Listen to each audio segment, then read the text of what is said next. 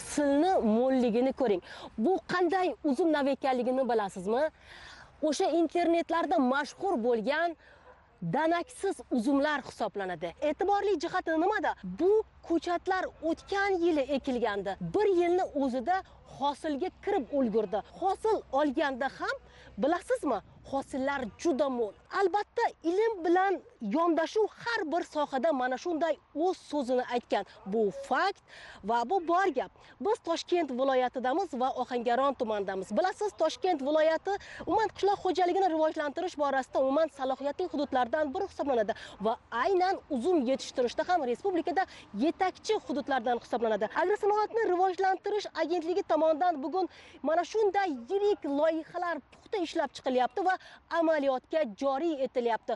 Bugun respublikamizning har bir hududlarida yerlarni o'zlashtirish hisobiga qolaversa, mana shunday eskirgan bog'zorlar o'rnida mana shunday zamonaviy intensiv bog'lar barpo etilyaptiki, bu albatta qishloq xo'jaligidagi umuman iqtisodiy ko'rsatkichlarni oshishida ham o'z so'zini aytyapti. O'tgan yili mamlakatimizda 1,9 million tonnaga yaqin uzum mahsuloti yetishtirildi. Shundan 900 ming tonna xo'raki, 740 ming tonna kishmish bob, 200 ming tonna sanoatbop uzum hisoblanadi.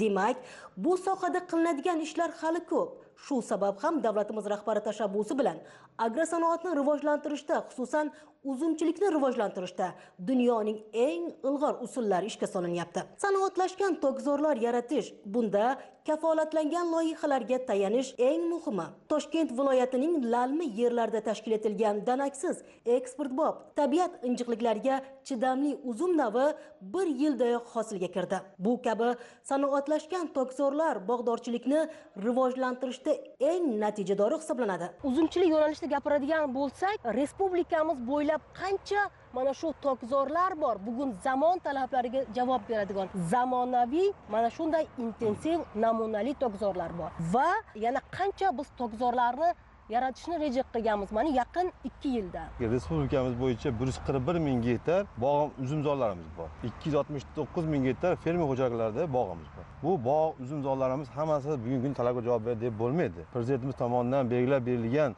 farmonda agentlikka aniq vazifalar berildi. Biz agentlik xodimlari joylarda yurib, har bitta qilinayotgan bog'larda sanoatlashgan bog'lar, mana bog'da ko'rib turibmiz, sanoatlashgan bog' deganda bizni xodimlarimiz ana shu sanoatlashgan bog'larda tez ishlab chiqib beryaptiki, shu yerda tuproq tahlili, suv tahlili, gidrologiya, ob-havo har bitta ma'lumotni o'rganib chiqib, ana shu yerga bugungi kunda mana shunaqa hosildorlik, yuqori hosil beradigan mevalarni, ko'chatlarni to'g'ri joylashtirish bo'yicha takliflarni tavsiya chiqib beradi. Shunga asosan sanoatlashgan bog'lar boshlandi. Farmon bilan 2 yil davomida 43 ming gektar maydonda sanoatlashgan bog' va tokzor bog'ish belgilangan. Hozir mana 25-yilda 29 ming gektardan bugungi kungacha 16 ming gektar, 1700 ta fermerdan tashkilotlar tomonidan 16 ming gektardan ortiq maydonga shunday sanoatlashgan bog' tokzorlar barpo etish bo'ldi. Bu degan to'xtab qolish emas. Biz mana joylarda bugungi kunda mana o'tkazayotganimiz, mana aynan Ohangaron tumanida, mana Toshkent viloyatining tumanlaridan aynan bog' bilan shug'ullangan, katta bog' qiladigan, bog'da istagini bildirgan tashabbuskorlar bilan biz yuz ko'rishib, xorijiy mutaxassislarni, mahalliy mutaxassislarni jalb etib, qanday bog' bo'ladi? Bu bog'ni ekishdan ko'chatni qanday ekanmiz, qanday uni parvarishlaymiz, qanday sug'oramiz, tomchilatib sug'orishda afzalligi qanday? Bugun yana qancha mana shu samarasiz tokzorlarimiz bor. 25 ming gektar samarasiz bog' tokimiz bor bizda. Shu samarasiz bog' toklarimiz biz buzib, qasos o'rniga qanday bog'da qanday meva navi to'g'ri keladi. Mana shu navlarni sharoitda o'rganib, shuni joylashtiryapmiz. Qaysi yerlarga bog' to'g'ri kelmaydigan joylar ham bor-da. Shu yerlar biz ochiq maydonlarga chiqarib taklif beryapmiz. Bog' bo'lgan joylarga, masalan, lalmi, o'zlashtiradigan tog' oldi zonalarga qanaqa mevalar, sifatli mevalar navlari bo'yicha tanlash ishlari bo'lyapti. Eksportbop jahon talabiga bugungi kunda mana dunyoda qanaqa mahsulot talabi bo'yicha o'rganilgan marketing asosida biz shuni joylashtiryapmiz. Bugun prezidentimiz tashabbusi bilan yer egalari, fermer, tadbirkor, dehqonlarga hech qachon berilmagan imkoniyatlar, imtiyozlar berilyapti. Bu tarmoqni rivojlantirishda va tashabbuskorlarni, investorlarni qo'llab-quvvatlashda juda muhim. Bugun mana shunday sanoatlashgan bog' yaratmoqchi bo'lgan yurtdoshlarimiz juda ham ko'p. Ular uchun davlat tomonidan qanday imkoniyatlar, imtiyozlar berilyapti? Albatta, mana xuddi shunday, mana tog' oldi lalmi yerlar o'zi mana shu yerda, mana shu ko'rib turibsiz, shu dalamiz o'zi lalmi bu. Bu yerda oqova suv yo'q. Shu lalmi yerlarda ham o'zlashtirish uchun kapelnik qiladi. Tomchada sug'orish qo'yilgan, tomcha sug'orishga 1 gektar 16 million so'mdan quduq qazsa, quduqiga har bir metriga 600 ming so'mdan 120 million so'mgacha bitta quduqqa berilyapti. Har bir ko'chatga, mevali ko'chatga 25 ming so'mdan. Danaksiz eksportbop uzum navlari 7,5 ming so'mdan. Mahalliy uzum navlariga 2,5 ming so'mdan mana imtiyozlar beryapti. Har bitta shipalariga 15 ming so'mdan subsidiya beryapti. Bu degani juda katta imkoniyatlar. Bunday olib qaraydigan bo'lsak, tadbirkorlarimiz tushundi hozir. O'zlari mana ko'rdingiz, mana hozir ham 100 dan ortiq fermerlar kelib savollar o'sha bo'lib ketyaptiki, qiziqish bo'lyapti-da. Bu degani men ham qanaqa masalan mana shunaqa bog' qilsam, bog'dan to'g'ri foydalansam, yuqori hosil olaman ekan. Men bog'dan foydalanishni bilmagan ekanman. Men haqiqatan bog'im bunday qilaman ekan deb qiziqish bildiryapti-da. Bog' qilgan xarajatini 30-40% davlat qoplab beryapti faqat to'g'ri foydalansa. Shuning uchun biz har bitta fermerlar bilan, tadbirkorlar bilan yuzma-yuz gaplashib, ularga imkoniyatlar, shart-sharoitlar, qanday agrotexnikasi shularni tushuntirib, birga hamkor ish olib boryapmiz. Faxriddin aka, prezident qaysi bir hududga borsalar, albatta mana shu qishloq xo'jaligi sohasidan gap ketadigan bo'lsa, har bir hududga shu ilm bilan yondashuv masalasiga alohida urg'u beradilar-da. Siz bilan biz turgan bog' ham mana shu qarashlarni, prezidentning mana shu tashabbusini, mana shu talabini bir mevasi sifatida ko'rishimiz mumkin-da, to'g'rimi? Albatta. Oldin, misol uchun sizni yeringiz bo'lsa, xohlagan mahsulotingiz ekkansizda, u bu tuproqqa mos keladimi, kelmaydimi? U ertaga uni bu mahsulotni bozori bormi, yo'qmi, ekilaverganda qanchadan qancha yerlardan biz unumli foydalana olmaganmiz. Albatta, birinchi navbatda ilm. Ilm bilan yondashishimiz kerak. Yurtboshimiz to'g'ri ta'kidlaydi, ilm. Biz ilmni ishlab chiqarishga amaliyot bilan nazariyani bog'lasak, bizning natijamiz samarali bo'ladi. Bu degani mana biz ilmni bog'lashda eng asosiy maqsad bir nima?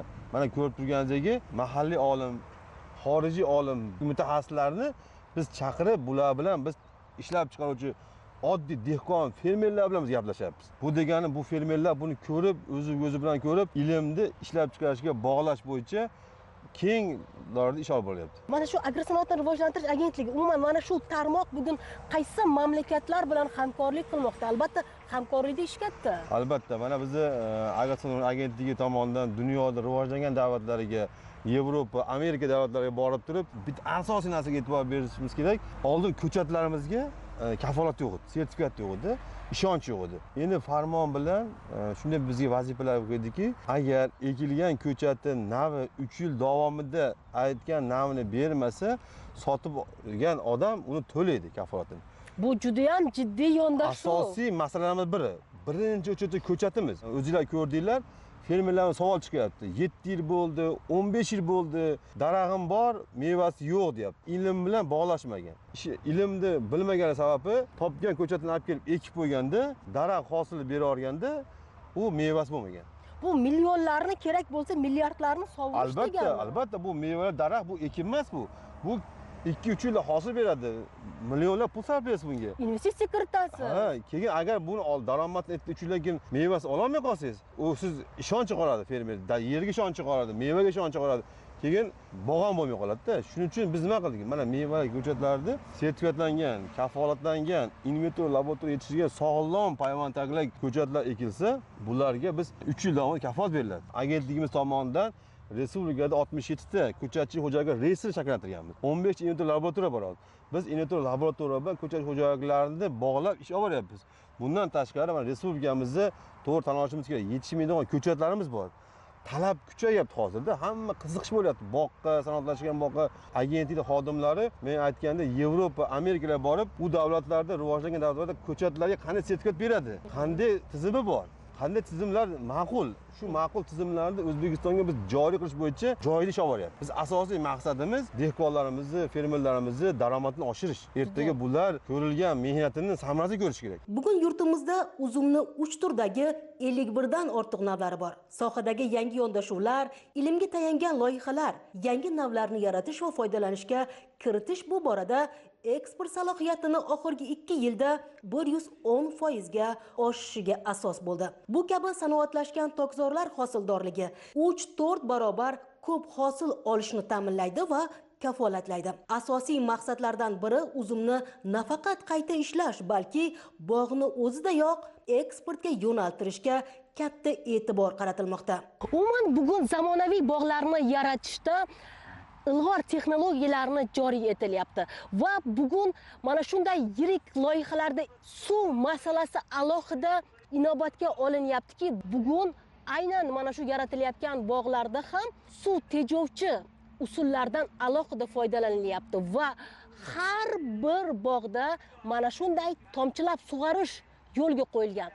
Bu suvni kerak bo'lsa, bu usulda 5 barobarga tejash mumkin va bu bog'larni har birini bosh qismida alohida suv saqlovchi hovuzlar qurilgan. Ular aynan bahor mavsumida suvni to'plab, keyin o'sha suv tanqis paytida suvlardan foydalanish imkonini ham beradi va yana bir jihati, bunda o'g'itlar ham uvol bo'lmaydi. Ayni aytilgan joyga o'sha aytilgan o'g'it yetib boradi. Bugun O'zbekiston va Turkiya barcha sohalarda muvaffaqiyatli hamkorlikni amalga oshirib kelishyapti va munosabatlar bugungi davrda yanada mustahkamlanmoqda va qishloq xo'jaligi sohasida ham yaxshi munosabatlar, hamkorlik yo'lga qo'yilgan, xususan mana shu bog'dorchilik yo'nalishida. Ko'rganlarimdan xulosa qilib aytamanki, bugun O'zbekistonning agrar tizimini dunyo miqyosida rivojlanib borishida davlatingiz rahbarining mehnati juda katta. Ta'kidlash kerakki, mamlakatingiz uzum yetishtirishda ham salohiyati ortib boryapti. Sanoatbop jahon bozorlarida xaridorgir bo'lgan uzum navlarini yetishtirish hajmi va eksport imkoniyatlari ortib boryapti. Ayniqsa fermerlarga, dehqonlarga davlat tomonidan juda katta moliyaviy yordam berilyapti. Bu sifatli va yuqori hosil olishda, zamonaviy bog' yaratishda muhim hisoblanadi. Shuni qo'shimcha qilamanki, bugun O'zbekiston asosan uzumni qayta ishlab, quritib sotadi. Tayyor pishgan uzumlarni eksport qilishni yanada kengaytirish lozim. Aynan mana shunday bog'larni yaratilayotgani maqsadga muvofiqdir. Yana bir jihatki, bugun yuqori navli hosildor eksportbop uzum navlarini o'zimizni laboratoriyalarda yetishtirilayotgani. Bu haqdagi maxsus reportajni ham sizga havola etish harakatidamiz.